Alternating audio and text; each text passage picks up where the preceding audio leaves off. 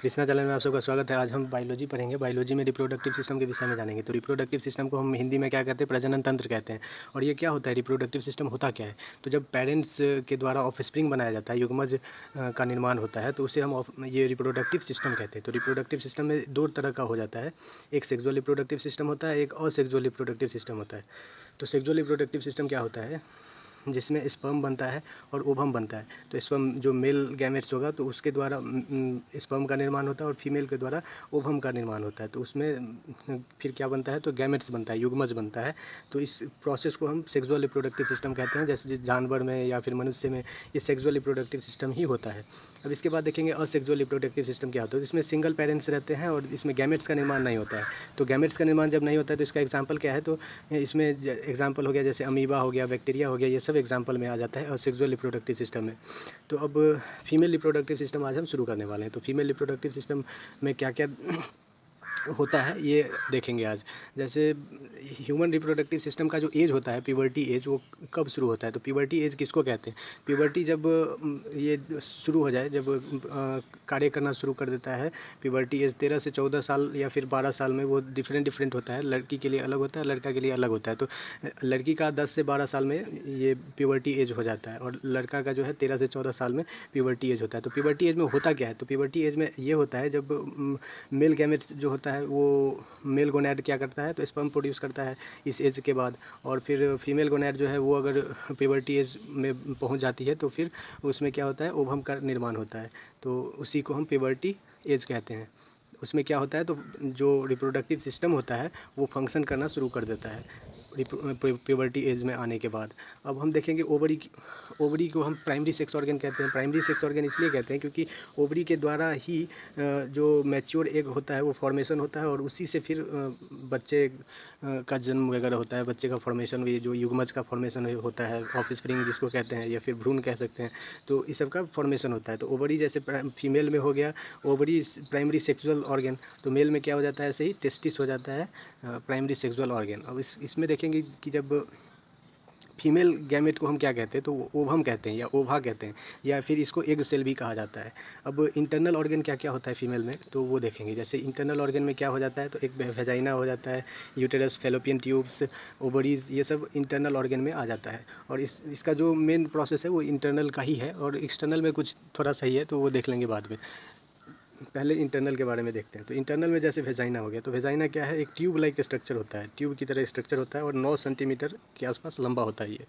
और ये एक्सटेंड कहाँ तक रहता है? तो ये सर्विक्स तक, जो यूटेरस का सर्विक्स रहता है उसका एंड पॉइंट रहता है, वहाँ तक ये वेजाइना का द्वार रहता है। अब देखेंगे इसका क्या काम होता है। तो ये जो है मेल पार्टनर के द्वारा जो स्पर्म इजैकुलेट किया जाता है, स्पर्म छोड़ा जाता है, तो वो वेजाइना में ही छोड़ा जाता है। और दूसरा इसका काम है कि जब सर्व्स बर्थ कैनाल, मतलब जब बच्चे का जन्म होता है तो इसी मार्ग से होता है। अब वेजाइना कहाँ पे है ये देख लेते हैं। जैसे ये वेजाइना हो गया, ये हो गया वेजाइना, तो ये एरिया हो गया और ये इस एरिया को सर्विक्स कहते हैं। और इसके बाद फिर ये जो एरिया है इसको यूटेरस कहते हैं। ये हो गया ओवरी, 2 ओवरी रहता है, 2 फैलोपियन ट्यूब दोनों ओवरी से जुड़ा रहता है। अब इसके पश्चात देखते हैं, जैसे वेजाइना में क्या होता है? तो एक लैक्टोबैसिलस एसिडोफिलस रहता है। तो इसका क्या काम है? तो ये लैक्टिक एसिड प्रोड्यूस करता है, जिसके वजह से ये जो एरिया रहता है वो, ये जो एरिया रहता है, ये वाला एरिया, ये पूरा इन्वायरमेंट कैसा रहता है? एक एसिडिक रहता है। तो एसिडिक रहने के कारण क्या होगा? अगर यहाँ पे स्पर्म इजैकुलेट होता है, स्पर्म छोड़ दिया जाता है, तो सारा स्पर्म मर जाएगा। तो इस वजह से पहले जो इंटीमेशन होता है उसके दौरान पहले क्या छोड़ा जाता है? मेल के जो ये रहता है पेनिस जिसको कहते हैं तो इंग्लिश में, तो उसमें क्या होता है? एक कॉपर ग्लैंड पाया जाता है। तो कॉपर ग्लैंड के द्वारा एक कॉपर फ्लूइड निकलता है। तो वो कॉपर फ्लूइड क्या करेगा? इस इन्वायरमेंट को अल्कलाइन बना देता है। तो अल्कलाइन बनाने के बाद ये जो इन्वायरमेंट है वो एसिडिक था पहले, तो उसको अल्कलाइन बना दिया जाता है कॉपर ग्लैंड जो कॉपर फ्लूइड प्रोड्यूस करता है उसके वजह से। अब ये जब अल्कलाइन हो जाता है तब फिर स्पर्म यहाँ पे अगर इजैकुलेट होता भी है तो वो मरता नहीं है और फिर धीरे धीरे इसमें प्रवेश कर जाता है सारा। और यहाँ पे जो है लाखों की संख्या में स्पर्म यहाँ पे इजैकुलेट किया जाता है मेल पार्टनर के द्वारा। अब हम देखेंगे इसके आगे, जैसे यूटेरस हो गया, तो ये पोर्शन यूटेरस है। अब यूटेरस के आगे देखेंगे कि यूटेरस का क्या फंक्शन है और क्या क्या काम करता है। तो यूटेरस जो है वो लोअर पार्ट है सर्विक्स का, वहाँ लोअर पार्ट क्या है यूटेरस का, वो सर्विक्स है। जैसे ये देखे थे लोअर पार्ट इसका, ये वाला पोर्शन जो है ये लोअर पार्ट है, तो ये वाला पोर्शन को हम सर्विक्स कहते हैं। जैसे ये लिखा हुआ भी है, तो इस पोर्शन को हम क्या कहते हैं, सर्विक्स कहते हैं। तो इसी एरिया में क्या होता है, मैक्सिमम महिला को कैंसर होने की खतरा होता है या फिर इन्फेक्शन होने की खतरा होता है। यही एरिया है जहाँ पे इन्फेक्शन का डर होता है। तो इस वजह से मैक्सिमम महिला को जो है वो फीमेल, ये जो टॉयलेट रहता है पब्लिक टॉयलेट, उसको अवॉइड करना चाहिए, उसका यूज़ नहीं करना चाहिए। या फिर जब मेंस्ट्रुअल साइकिल होता है तो फिर उसमें पैड का इस्तेमाल करना चाहिए, गंदा कपड़ा का इस्तेमाल नहीं करना चाहिए। इसी सब वजह से क्या हो जाता है, थोड़ा सा लापरवाही की वजह से यहाँ इन्फेक्शन होने की डर रहता है। और एक इंजेक्शन भी आता है, वो HPV-16 और HPV-18 करके इंजेक्शन का नाम है। तो वो 24 से 28 के ईयर के बीच में महिला को ले लेने चाहिए। ऐसे ये सबको पता नहीं रहता है, इंडिया में अवेयरनेस नहीं रहती है सबको, जिसकी वजह से लोग नहीं ले पाते हैं इंजेक्शन। और इसके बाद देखेंगे जैसे यूटेरस क्या होता है। यूटेरस में लोअर पार्ट तो सर्विक्स हम देख लिए, उसके बाद देखेंगे कि ये होता क्या है। तो ये मस्कुलर ऑर्गेन है, मांसपेशी ऑर्गेन है, जिसका लंबाई 7.5 सेंटीमीटर होता है और चौड़ाई उसका 5 सेंटीमीटर होता है। अब इसमें देखेंगे कि 3 लेयर होता है, एक तो इंडोमेट्रियम होता है, एक मायोमेट्रियम होता है, एक पेरीमेट्रियम होता है। तो इंडोमेट्रियम का क्या काम है, तो इंडोमेट्रियम इनर पार्ट है। इंडोमेट्रियम क्या है, इनर पार्ट है। ये थिक लाइनिंग टिश्यू है, एक छोटा सा लाइन है एकदम पतला सा, वो थिक लाइनिंग टिश्यू हो गया। और इसका क्या काम है, तो ये ऑफ स्प्रिंग या फिर जो युग्मज है या फिर जो बेबी फॉर्म होता है, तो उस सबको पकड़ के रखता है, एकदम जकड़ के होल्ड करता है, टाइटली होल्ड करके रखता है। तो ये वाला जो पोर्शन हो गया, ये वाला पोर्शन, ये इसको हम कहते हैं इंडोमेट्रियम। जैसे दिखाया गया है ये पे इंडोमेट्रियम कहते हैं, तो इसी को इंडोमेट्रियम कहते हैं। और ये जो मसल हो गया, ये वाला बीच वाला मसल, इसको मायोमेट्रियम कहते हैं। तो मायोमेट्रियम का क्या काम है, तो जब यहाँ पे जाइगोट आ गया, जाइगोट का धीरे धीरे वो फिर बच्चे के फॉर्म में बड़ा होने लगता है। तो बड़ा जैसे जैसे होगा वैसे वैसे ये मसल जो है उसको स्पेस प्रोवाइड करते जाता है। तो यही हम देखेंगे जैसे मायोमेट्रियम में, तो मिडिल पार्ट है ये देख लिए कि मिडिल पार्ट है। पहले इंटरनल पार्ट इंडोमेट्रियम था और दूसरा मायोमेट्रियम है। अब मायोमेट्रियम का क्या काम है, तो यूटेरस को एक्सपेंड करता है, वो फैलाता है। जब जैसे जैसे बच्चे ग्रो होते हैं उस तरह से वो एक्सपेंड करता है यूटेरस को।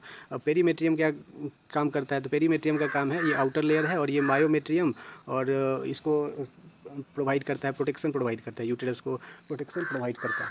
इसके पश्चात देखेंगे जैसे पेरीमेट्रियम के बाद देखेंगे मस्कुलर कॉन्ट्रैक्शन का भी काम करता है। जब बच्चे का जन्म होने वाला रहता है तो फिर ये मस्कुलर कॉन्ट्रैक्शन का भी काम करता है। अब मस्कुलर कॉन्ट्रैक्शन मतलब ये हो जाता है, जैसे यहाँ हम देखेंगे मस्कुलर कॉन्ट्रैक्शन कैसे होता है। तो मस्कुलर कॉन्ट्रैक्शन ये नीचे नीचे आ जाएंगे, नीचे यहाँ पे देखेंगे मस्कुलर कॉन्ट्रैक्शन ये होता है कि यहाँ पे जैसे बच्चे हैं तो अब यहाँ ये वाला पार्ट जो है ये सब संकुचित हो जाएगा, एकदम कॉन्ट्रैक्ट करेगा, सिकुड़ जाएगा। तो फिर ये क्या होगा, तो इधर से इसका पुश करेगा तो ये फिर आगे की ओर निकल जाता है और आगे की ओर निकल कर फिर इस रास्ते से ये बाहर इसका जन्म हो जाता है बच्चे का। तो ये नॉर्मल डिलीवरी में ऑक्सीटोसिन हार्मोन जो होता है, जिसकी वजह से ये यूटेरस कॉन्ट्रैक्ट होता है, एक दूसरे में संकुचित हो जाता है। संकुचन होने के कारण बच्चे का नॉर्मल डिलीवरी हो जाता है। तो ऑक्सीटोसिन हार्मोन का ये काम है फीमेल में, जो महिला रहती है इंसान में ये काम है। लेकिन ऑक्सीटोसिन हार्मोन जानवर में दिया जाता है, जैसे गाय भैंस को भी दिया जाता है, तो वो दूध बढ़ाने के लिए दिया जाता है ऑक्सीटोसिन हार्मोन का इंजेक्शन। अब जैसे पहले यूटेरस था, यूटेरस पहले ऐसे था, लेकिन ये जब चाइल्ड इसमें आ जाते हैं तो ये एक्सपेंड करने लगता है। तो एक्सपेंड जब होता है तो किसके वजह से एक्सपेंड होता है, तो हम देख लिए मायोमेट्रियम की वजह से एक्सपेंड हो पाता है। अब ये फैलोपियन ट्यूब के बारे में देखेंगे। फैलोपियन ट्यूब क्या होता है, तो 7 से 14 सेंटीमीटर लंबा होता है। और इसके बाद देखेंगे कि दोनों ट्यूब जो है दोनों ओवरी से जुड़ा रहता है। और फर्टिलाइजेशन जो होता है ये फैलोपियन ट्यूब में ही होता है।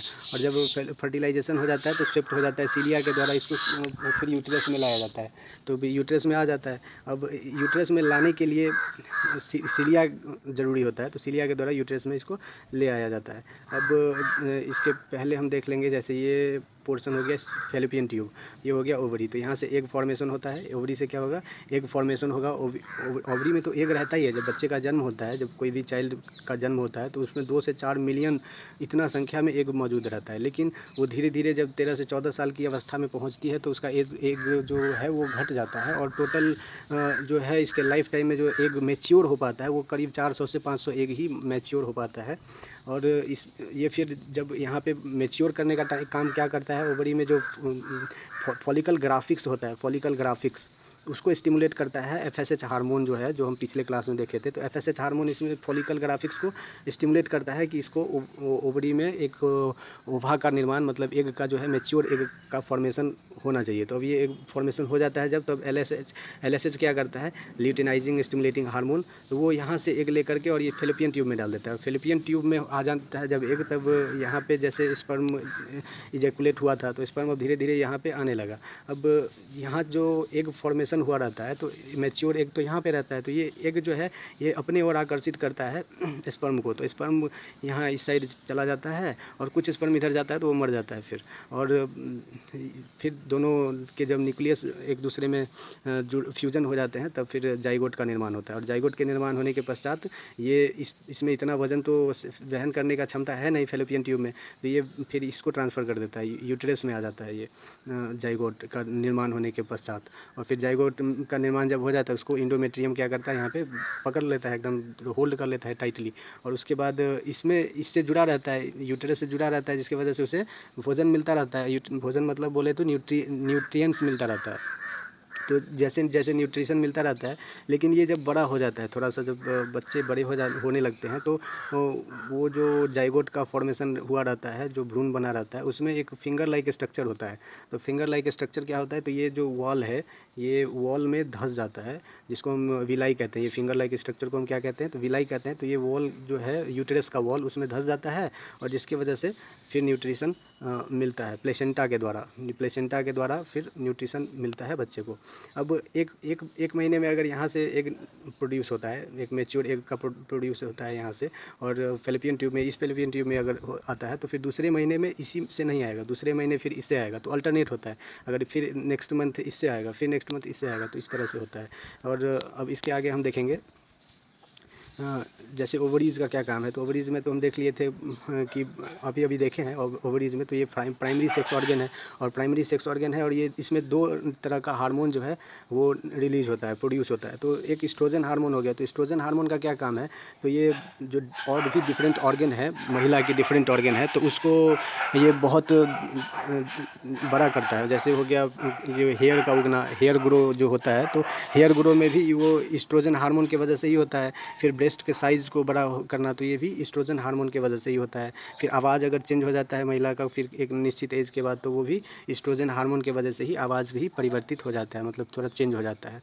और जितना भी रिप्रोडक्टिव सिस्टम को डेवलप करना, ये सब एस्ट्रोजन हार्मोन की वजह से ही होता है। और एक दूसरा हार्मोन है प्रोजेस्टेरोन। प्रोजेस्टेरोन हार्मोन क्या करता है, तो ये प्रेगनेंसी के टाइम हेल्प करता है। प्रेगनेंसी के पश्चात ये इसका बहुत ज़्यादा मात्रा में रिलीज होता है, लेकिन उससे पहले भी ये यूटेरस को तैयार करता है कि जाइगोट अगर बने तो तैयार रहने के लिए ये पूरा सजग कर देता है, ब्लड वेजल वगैरह का सप्लाई करके। लेकिन जब युग्मज का फॉर्मेशन नहीं होता है, जाइगोट नहीं बन पाता, ऑफस्प्रिंग नहीं बन पाता है, तब क्या होता है, तो ये प्रोजेस्टेरोन हार्मोन निकलना बंद कर देता है। तो प्रोजेस्टेरोन हार्मोन की वजह से ही प्लेसेंटा का निर्माण होता है, जिसकी वजह से बच्चे को न्यूट्रिशन मिल पाता है माँ से।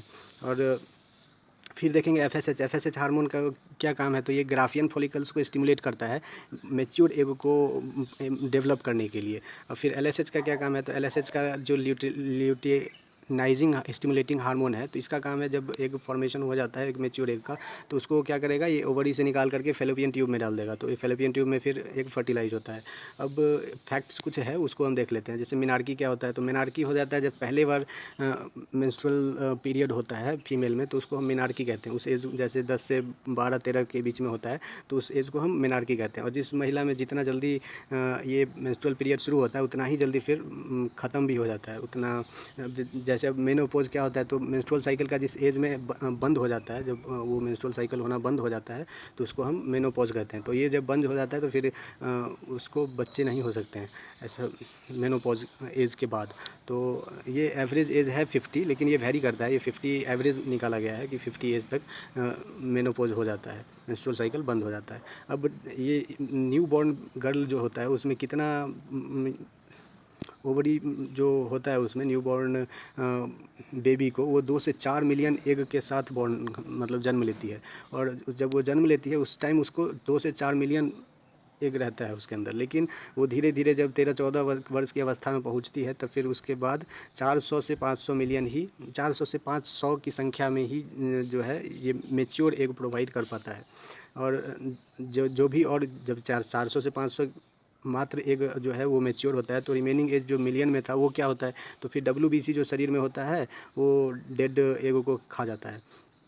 अब देखेंगे कि जो डेड स्पर्म है यूटेरस में, जैसे अब सारा तो जा नहीं पाता है, ये यूटेरस कहाँ गया, एक मिनट यहाँ पे है। तो जैसे स्पर्म यहाँ पे इजैकुलेट किया गया, तो सारा स्पर्म तो ऐसा नहीं है कि लाख की संख्या में रहता है, उसमें एक ही स्पर्म जो है यहाँ पे जाइगोट का निर्माण करता है। तो और सारा जो स्पर्म होता है लाखों की संख्या में, वो सब तो डेड हो जाएगा, तो उसका फिर सफाया कर देता है WBC जो डेड हो जाता है स्पर्म, उसको खा जाता है। अब इसके बाद हम देखेंगे जैसे इम्ब्रायो होता है। इम्ब्रायो का क्या काम है, तो वो विलाई इम्ब्रायो में एक विलाई शेप का स्ट्रक्चर आता है, जो हम बताए थे कि ये यूटेरस की वॉल में धंसकर फिर न्यूट्रिएंट्स जो है वहाँ पे मिलता है, उसको प्लेसेंटा के द्वारा बच्चे को न्यूट्रिएंट्स मिलता है। तो और उस बच्चे को, जैसे ये प्लेसेंटा हो गया, तो ये प्लेसेंटा के द्वारा ही बच्चे को न्यूट्रिएंट्स मिलता है, जो भी न्यूट्रिशन है वो मिलता है। तो ऐसा तो नहीं है कि बच्चे सिर्फ न्यूट्रिशन लेगा और उससे इसका डेवलपमेंट तो होगा और ये कुछ प्रोड्यूस नहीं करेगा, मतलब वेस्ट नहीं प्रोड्यूस करेगा। तो इसका जो वेस्ट है वो भी प्लेसेंटा के द्वारा ही, ये प्लेसेंटा जो है ये प्लेसेंटा के द्वारा ही माँ के शरीर में जाता है, और वो माँ की शरीर में जो ब्लड है उसमें मिल जाता है, और ब्लड में जो ये वेस्ट है वो फिर माँ के शरीर के द्वारा बाहर निकाला जाता है। तो यहाँ से फिर वो रेक्टम जो है ये यहाँ से फिर वो बाहर आ जाता है। इसका जो वेस्टेज रहता है बच्चे का वेस्टेज, वो भी प्लेसेंटा के द्वारा ब्लड में मिलकर फिर माँ के शरीर से बाहर निकल जाता है। तो अब देखेंगे फिर ये हो गया। अब नॉर्मल जो हेल्दी वुमन है उसका ओवुलेशन टाइम क्या होता है, तो ओवुलेशन साइकिल जो उसका होता है वो मेंस्ट्रुअल साइकिल के जस्ट 14 दिन बाद उसका ओवुलेशन साइकिल रहता है। अब इसके पश्चात हम HPV 6 और HPV 18 का जो हम बात किए थे वो इंजेक्शन होता है। और फर्टिलाइजेशन अगर नहीं होता है तो क्या होगा, अगर फर्टिलाइजेशन जैसे अब ये स्पर्म गया लेकिन फर्टिलाइजेशन हुआ नहीं, तो उस समय क्या होगा, तो जैसे थिक एंड इनर वॉल जो बनाया था यूटेरस, वो तैयारी किया था कि जाइगोट का निर्माण होगा, और फिर ये अपना तैयारी करके रखा था यूटेरस। लेकिन अगर नहीं होता है जाइगोट का निर्माण, तो फिर ब्लड वेजल्स जो सप्लाई किया गया था वो प्रोजेस्टेरॉन हार्मोन के द्वारा, तो वो सब ब्लड वेजल्स और जो एक इनर वॉल बनाया था यूटेरस, उस सब ब्रेक डाउन हो जाता है, और ऐसे पहले दिन ही एग डेड होकर के निकल जाता है मेंस्ट्रुअल साइकिल के पहले दिन ही। लेकिन फिर धीरे धीरे ये इनर वॉल और ब्लड वेजल के साथ धीरे धीरे निकल जाता है ब्लड के फॉर्म में। अब ये जो ब्लड ब्लीडिंग होता है, ये जो मेंस्ट्रुअल साइकिल है, ये हर एक महिला में वैरी करता है, किसी में 4 दिन, किसी में 5 दिन, 4 से 7 दिन तक वैरी करता है। अब देखेंगे फर्टिलाइजेशन, पोस्ट फर्टिलाइजेशन क्या होता है, तो जैसे एक कॉपुलेशन हो गया, तो कॉपुलेशन में क्या होता है, तो पहले मेल पार्टनर क्या करता है, तो फीमेल पार्टनर के वेजाइना में स्पर्म को इजैकुलेट कर देता है, तो इसी को हम कॉपुलेशन कहते हैं। अब स्पर्म मूवमेंट, अब जैसे यूटेरस है, तो इस यूटेरस में क्या होगा, तो फिर स्पर्म जाता है, तो उसका जो मूवमेंट होता है वो कुछ इस प्रकार होता है, ऐसे होता है इसका स्ट्रक्चर, और ये ऐसे ऐसे ऐसे ऐसे चलता है, मतलब ऐसे ऐसे इसका मूवमेंट होता है स्पर्म का। फिर पेनिट्रेशन होता है, जब ये इस स्पर्म को मिल जाता है एग, तो उसमें पेनिट्रेट करने का प्रयास करता है। पेनिट्रेट मतलब उसके अंदर होल करने का, छिद्र करने का प्रयास करता है। जैसे ये देखते हैं, ये स्ट्रक्चर है एक, तो ये जैसे स्पर्म है, तो इसमें एक स्पर्म यहाँ पे भी है, और ये चारों बगल से क्या करता है, चारों तरफ से इसमें पेनिट्रेट करने का प्रयास करता है, लेकिन एक ही स्पर्म पेनिट्रेट कर पाता है कोई। अब अगर एक स्पर्म पेनिट्रेट कर दिया तो इसमें होल हो गया, और इसका जो हेड है, स्पर्म का जो हेड है वो इसके अंदर चला जाता है, और इसके हेड में क्या होता है, इसके स्पर्म के हेड में न्यूक्लियस होता है, और इस एग में भी न्यूक्लियस होता है। तो इस दोनों न्यूक्लियस को मिलकर, फिर दोनों न्यूक्लियस मिलकर फ्यूजन करते हैं, और फिर जाइगोट का निर्माण होता है, और दोनों फर्टिलाइजेशन प्रोसेस शुरू हो जाता है तब। लेकिन अगर ये जो एक स्पर्म है ये अगर पेनिट्रेट कर लिया, तो फिर दूसरे स्पर्म यहाँ पे पेनिट्रेट नहीं कर पाएंगे, ये एरिया जो है ये पूरा फ्रीज हो जाता है, जिसकी वजह से दूसरे फिर नहीं पेनिट्रेट कर पाते हैं। तो इसी को हम पेनिट्रेशन कहते हैं। अब पेनिट्रेशन हो जाने के पश्चात सेल डिवीजन होता है, जैसे अब दोनों में फ्यूजन हो गया, फ्यूजन होने के बाद जाइगोट का निर्माण हुआ, जाइगोट के निर्माण होने के बाद सेल डिवीज़न होगा, सेल डिवीज़न होने के पश्चात फिर एम्ब्रायो बनता है, एम्ब्रायो भ्रूण का तैयार होता है, एम्ब्रायो बनता है और फिर इम्प्लांटेशन हो जाता है यूट्रस में, और फिर जाकर यूट्रस में इम्प्लांटेशन हो जाता है। अब ये देखेंगे उसकी बाहरी परत जो है, बाहरी जो ऑर्गन है, इंटरनल ऑर्गन तो हम देख लिए, अब ये है आउटर ऑर्गन, मतलब एक्सटर्नल ऑर्गन हो गया। ये एक्सटर्नल ऑर्गन में ये वाला जो पोर्शन है, ये इसको हम कहते हैं लेविया मेजोरा, और ये जो छोटी सी पतली सी ये वाला है, ये वाला इसको हम कहते हैं लेविया माइनोरा। तो इस दोनों का काम है क्या, तो वेजाइना को प्रोटेक्ट करता है, और ये जो यहाँ पे यूरिथ्रा है, यूरिथ्रा जिससे यूरिन पास आउट होता है, तो इसका दो नली होता है, एक वेजाइना अलग होता है और यूरिन पास आउट करने के लिए यहाँ पे अलग होता है, तो दोनों को प्रोटेक्शन प्रोवाइड करता है लेविया मेजोरा और लेविया माइनोरा। तो बस इतना ही है इसमें। और क्लाइटोरिस जो यहाँ पे है, ये स्टिमुलेट करता है, उत्तेजित करता है महिला को। और फिर इसके आगे देखेंगे, जैसे मेथड क्या है पॉपुलेशन कंट्रोल का। तो पॉपुलेशन कंट्रोल का एक सर्जिकल मेथड है। सर्जिकल मेथड ये है कि जब ट्यूबेक्टोमी किया जाता है, ट्यूबेक्टोमी का मतलब ये जो फिलिपियन ट्यूब है, तो फिलिपियन ट्यूब को यहाँ से कट कर दिया जाता है और फिर एक मतलब सर्जिकल सर्जरी कर दिया जाता है। सर्जरी करने के पश्चात एक वायर से इसको बांध दिया जाता है, हाँ, यहाँ पे भी एक वायर से बांध दिया जाता है। तो इसके पश्चात क्या होता है, तो इस प्रोसेस को हम क्या कहते हैं, ट्यूबेक्टोमी कहते हैं। और इसके बाद फिर ये जो एग का फॉर्मेशन होगा भी यहाँ पे, तो ये यहाँ तक पहुँच ही नहीं पाएगा, फिलिपियन ट्यूब में जा ही नहीं पाएगा, यहीं पर रह जाएगा, और स्पर्म जो है वो यहीं तक रह जाएगा, तो यहीं तक रह जाएगा, तो जिसकी वजह से फिर प्रेगनेंसी नहीं होता है। तो प्रेगनेंसी अवॉइड करने के लिए, पॉपुलेशन कंट्रोल करने के लिए ये ट्यूबेक्टोमी किया जाता है। ये महिला में किया जाता है, लेकिन महिला में अगर एक बार ट्यूबेक्टोमी हो गया, अगर ये कट कर दिया गया, सर्जरी कर दिया गया, तो फिर दोबारा अगर चाहे तो वो फिर ये जुड़ नहीं सकता है। लेकिन मेल में क्या होता है, तो एक बार अगर इसका यहाँ पे सर्जरी हो जाता है, जिसको हम क्या कहते हैं, कैस्ट्रेशन भी कहते हैं। कैस्ट्रेशन होता है जैसे रिमूवल ऑफ, इसको भी रिमूव कर दिया जाता है, मतलब टेस्टिस को रिमूव करना है, उसको हम कैस्ट्रेशन कहते हैं। वो रिमूवल हो जाता है टेस्टिस। और ट्यूबेक्टोमी मतलब ये कट करना हुआ, और इसमें अगर यहाँ पे इन्फेक्शन हो जाता है तो ये सारा चीज़ निकाला भी जा सकता है। कि कितने लोगों को तो इसमें इन्फेक्शन हो जाता है यूट्रस में, तो उसको भी बाहर किया जा सकता है, तो उससे कोई फ़र्क नहीं पड़ता है। तो वैस्केटोमी होता है इन्वॉल्व द कटिंग ऑफ वैस, मतलब ये वैस्केटोमी कहते हैं जब ये इसको काट दिया जाता है मेल में, तो वैस्केटोमी कहा जाता है। अब यहाँ पे वही वायर से बांध दिया जाता है, लेकिन अगर फिर मेल चाहे तो बाद में इसको ठीक करवा सकता है, लेकिन फीमेल का ये संभव नहीं हो पाता है। अब इसके बाद देखेंगे जैसे इसके बाद और क्या क्या प्रोसेस है। तो इसके बाद एक ये प्रोसेस है कि IUD के नाम से जाना जाता है। IUD मतलब इंटर यूटेरिन डिवाइस होता है, एक ये कॉपर डिवाइस होता है। कॉपर डिवाइस का क्या काम है, तो कॉपर डिवाइस का क्या काम है, तो ये कॉपर डिवाइस क्या करता है, यहाँ पे इस एरिया में कॉपर प्रोड्यूस करता है। तो जब यहाँ पे स्पर्म यहाँ से निकलता है और यहाँ तक जाता है, तो ये कॉपर प्रोड्यूस करने के कारण ये इसका स्पर्म का जो है स्पीड वो डिक्रीज हो जाता है और ये वहीं पे मर जाता है। लेकिन अगर कोई यहाँ तक पहुँच भी जाए तो ये टी शेप जो है वो घेर के रखता है, ये फेलोपियन ट्यूब में जाना ही नहीं देगा, जिसके बाद वजह से महिला प्रेग्नेंट नहीं हो पाती है। तो ये भी एक IUD है जिसके वजह से पॉपुलेशन कंट्रोल किया जाता है। और दूसरा तो आप सबको पता ही होगा कि मेंस्ट्रुअल साइकिल के 7 दिन पहले या फिर 7 दिन बाद तक सेक्स करना सेफ माना जाता है। और दूसरा, जब मेल पार्टनर जो है वो इजैकुलेट करने लगे स्पर्म, तो उस यहाँ से निकाल कर कहीं बाहर उसको इजैकुलेट कर दे, उसको स्पर्म को कहीं बाहर निकाल दे, तो उसके वजह से भी प्रेगनेंसी को रोका जाता है। और कुछ टैबलेट्स वगैरह है और भी है जो आप लोग सब जानते ही होंगे। तो यही था आज का पूरा reproductive system, female reproductive system के विषय में, और आगे हम देखेंगे मेल रिप्रोडक्टिव सिस्टम के विषय में। थैंक यू वीडियो देखने के लिए बहुत बहुत धन्यवाद।